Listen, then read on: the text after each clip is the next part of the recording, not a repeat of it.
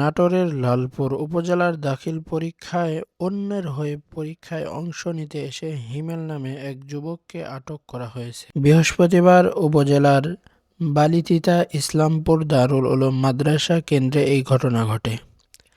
আটক হিমেল উপজেলার বাহাদুরপুর গ্রামের হামিদুলের ছেলে।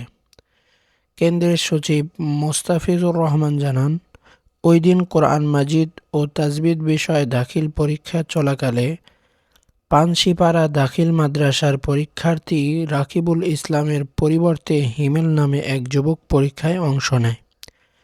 বিষয়টি কক্ষ পরিদর্শক শাহজাহান আলীর সন্দেহ হলে তিনি তাৎক্ষণিকভাবে কেন্দ্র সচিবকে অবহিত করে। পরে হিমেলকে আটক করে পুলিশের কাছে হস্তান্তর করা হয়। এদিকে একই দিনে লালপুর থানার বালিকা উচ্চ বিদ্যালয় কেন্দ্রে নকল করার অপরাধে আরও 2 জন পরীক্ষার্থীকে বহিষ্কার করা হয়।